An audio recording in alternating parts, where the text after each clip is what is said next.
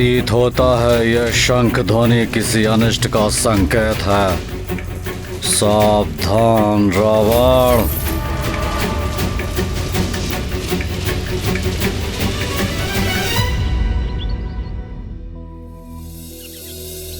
हे प्राणवल्लभ, उस अद्भुत शंख ध्वनि के श्रवण से संसार में अपार शांति और संतोष का विस्तार हुआ होगा ना?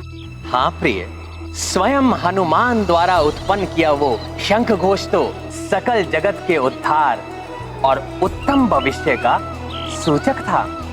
हे केशव, तो इसका अर्थ ये हुआ कि अब हनुमान सक्रिय होकर पूर्ण रूप से आपके पूर्व अवतार श्री राम के पुण्य कार्यों में भागीदार बनने वाले थे।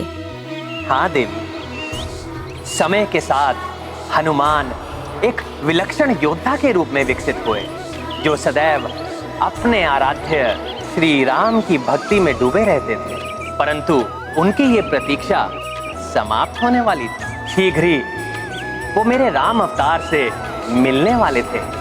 परंतु भाग्य की विडंबना से एक और विचित्र संयोग उत्पन्न हुआ।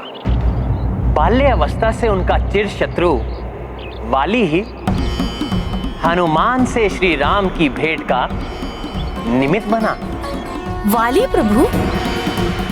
हाँ देवी, अपने पिता ऋक्षराज के देहावसान के बाद वयस्क हो चुका वाली पुनः इस किंधा का राजा बना।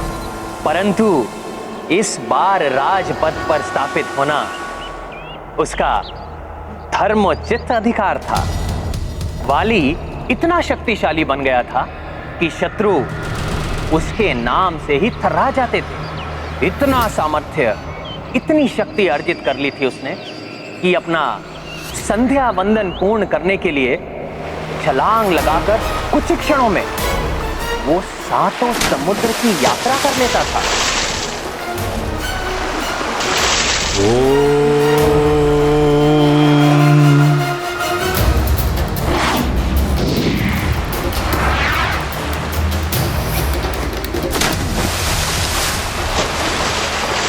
भूर्भुवः स्वः।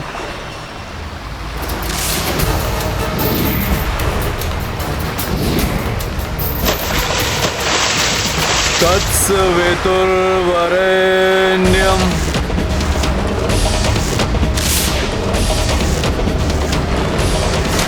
भर्गो देवस्य धीमहि।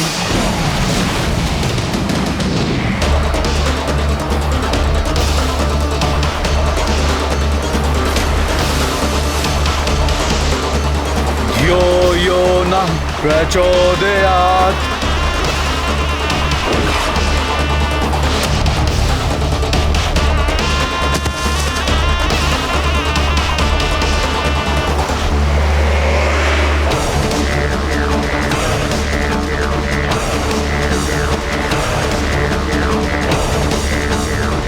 साल के विशाल काय वृक्ष उसके व्यायाम के साधन थे।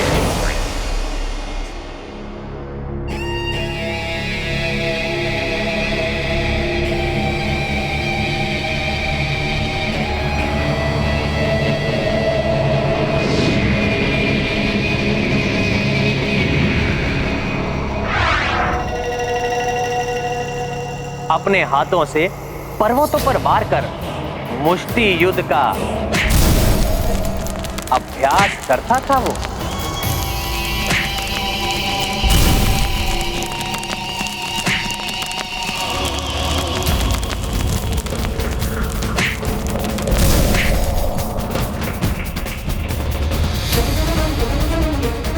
हे प्राणवल्लभ, प्रतीत होता है इस अति बलशाली बाली का बल तो कल्पना से भी परे है, जिसके कारण ये और भी दुतांत हो गया होगा।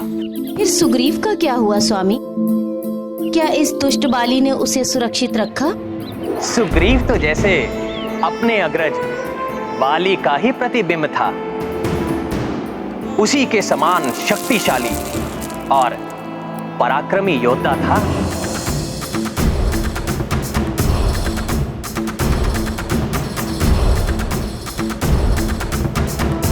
सुग्रीव पूर्ण रूप से अपने भाई के प्रति समर्पित था। पूर्व काल के विपरीत अब वाली के प्राण अपने अनुज में वास करते थे।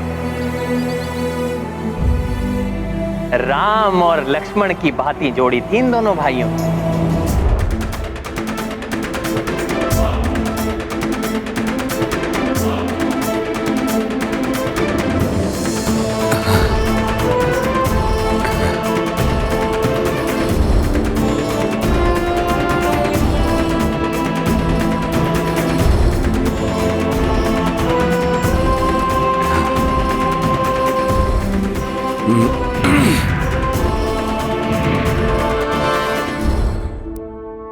प्रणाम वाली भैया।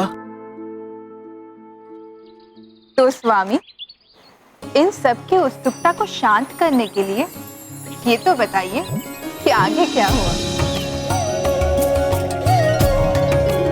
उसके बाद समय का चक्र अपनी अविरल गति से आगे बढ़ा और दोनों भाइयों का विवाह हुआ। देवी तारा वाली की पत्नी बनी और सुग्रीव ने देवी रोमा को अपनी पत्नी के रूप में स्वीकार किया।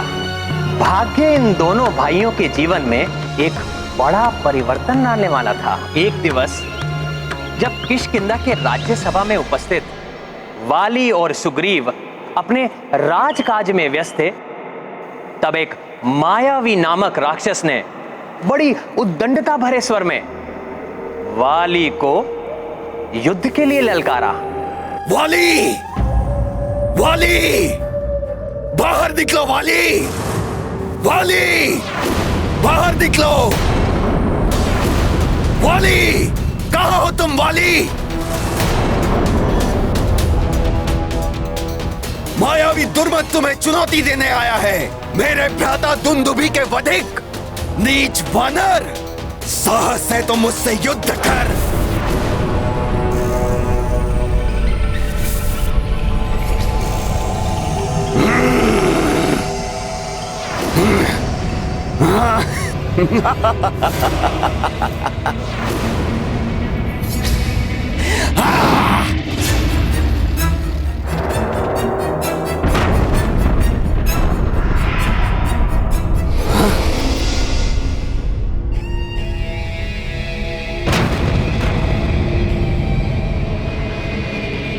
रुको, वही अभी आता हूँ।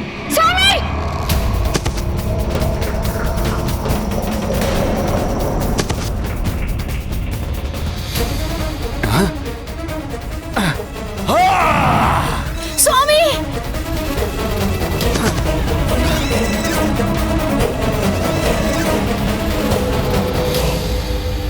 बाहर खड़े होकर क्या मेरे निमंत्रण की प्रतीक्षा कर रहे हो कायर? साहस है तो इस कंदरा में प्रवेश करके मेरे साथ युद्ध करो। आओ वाली, साहस है तो आओ।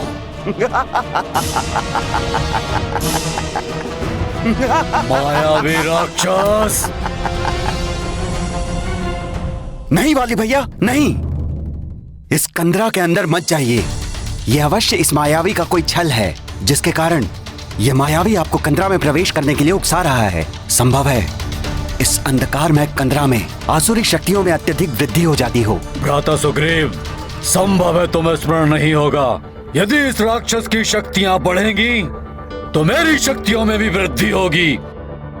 मुझे मिले वरदान के अनुसार इसकी आदि शक्तियां मुझ में समाहित हो जाएंगी। मुझे स्मरण है वाली भैया, परंतु कुछ नहीं सुग्रीव। मैं जाकर उस दुष्ट को अभी मारकर लौटता हूं। तब तक तुम मेरी यहीं प्रतीक्षा करना।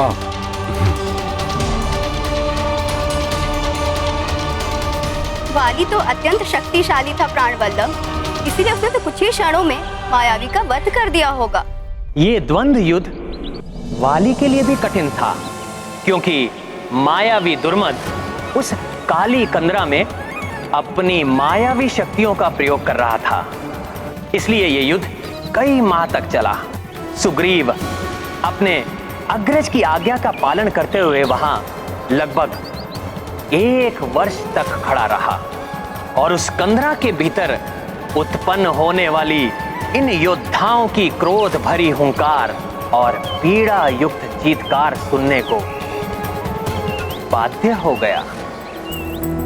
मायावी जब ललकारी क्रोध से भर आए वाली, कंदरा माए युद्ध भयो सुग्रीवा द्वारा पे खड़ो।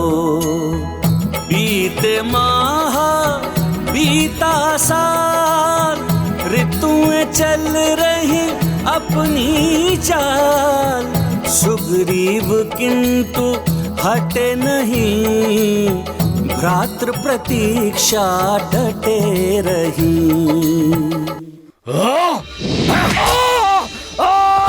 सुग्रीव! वाली भैया! भ्राता सुग्रीव! स्वामी! दीदी संभालिए अपने आप को, भ्राताश्री को कुछ नहीं होगा। स्वामी!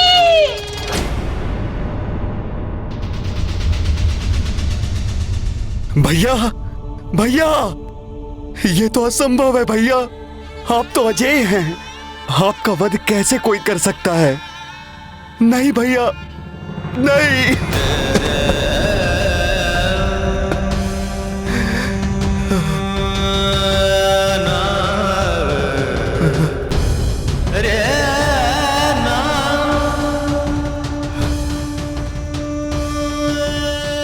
हमारे राज्य पर इस दुष्ट का आतंक मैं नहीं छाने दूंगा। इस कंदरा के मुख को मैं अवरुद्ध कर दूंगा ताकि ये दुष्ट बाहर ना आ सके।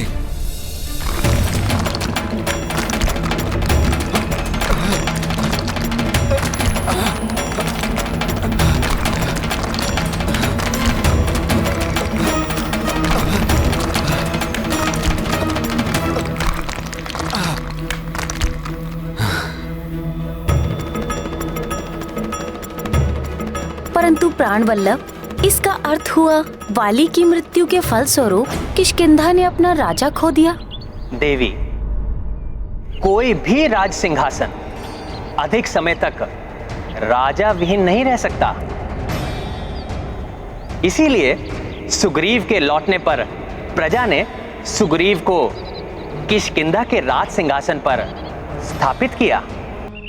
परंतु उसे यह कहां ज्ञात था कि दीर्घ काल के लिए उसकी शांति भंग होने वाली है, क्योंकि सुग्रीव इस सत्य से अनभिज्ञ था कि उस युद्ध में वाली का अंत नहीं हुआ था, अपितु वाली ने मायावी का वध किया था।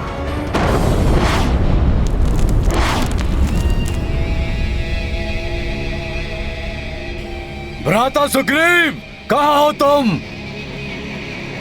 तुम्हारा ज्येष्ठ भ्राता उस मायावी असुर का वध करके लौट आया है। भ्राता सुग्रीव! कंदरा का द्वार बंद होना और सुग्रीव का यहां ना होना, अर्थात अवश्य ही सुग्रीव ने मेरे साथ छल किया है। कपटी सुग्रीव! सुग्रीव!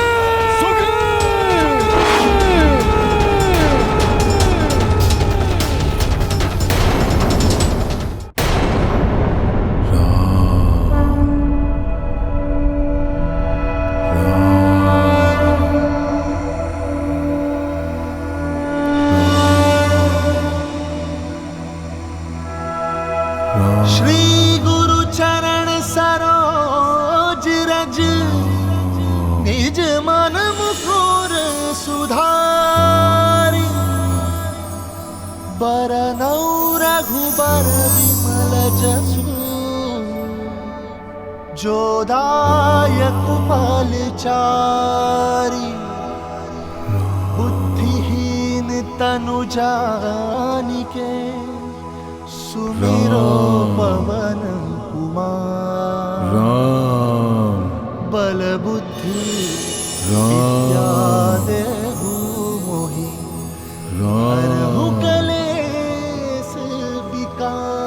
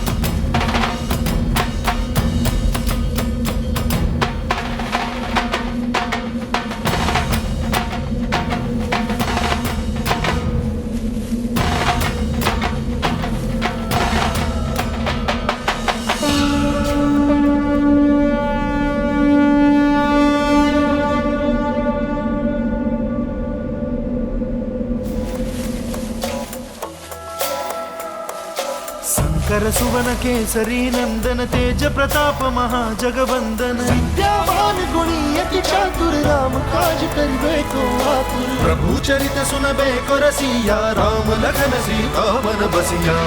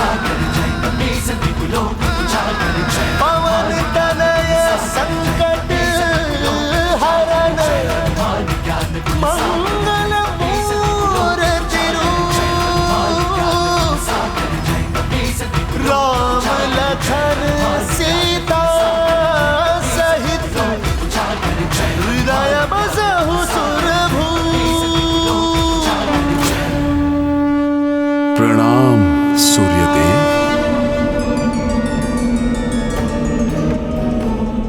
कल्याण हो पुत्र। आपके दर्शन पाकर मैं धन्य हो गया। संभवतः तुम्हें स्मरण नहीं, परंतु मैं तुम्हारा गुरु हूं। तुम्हें शिक्षा प्रदान की है मैंने, और मेरी गुरु दक्षिणा के रूप में तुमने मुझे यह वचन दिया है कि तुम सदैव मेरे पुत्र सुग्रीव की रक्षा करोगे। हे प्रभु, हनुमान की स्मृतियां धुंधली अवश्य हुई हैं। पूर्व काल की अनेक घटनाओं का मुझे स्मरण नहीं है, परंतु मैं ये कैसे भूल सकता हूं कि आप सूर्यदेव हैं, जो अपनी दिव्य प्रभा से संपूर्ण जगत को आलोकित करते हैं। तभी तो आप संपूर्ण जगत के गुरु कहलाते हैं। आपको दिए गए वचन का पालन करना तो मेरे लिए सौभाग्य की बात होगी भगवान। तो सुनो पुत्र, मेरे पुत्र सुग्रीव पर एक विकराल महासंकट छाया है। उसे शीघ्र ही तुम्हारी सहायता की आवश्यकता है। आप चिंता ना करें प्रभु, मैं शीघ्र प्रस्थान करूंगा और भ्राता सुग्रीव के प्राणों पर कोई संकट नहीं आने दूंगा। उनके प्राणों को कोई क्षति नहीं होगी प्रभु।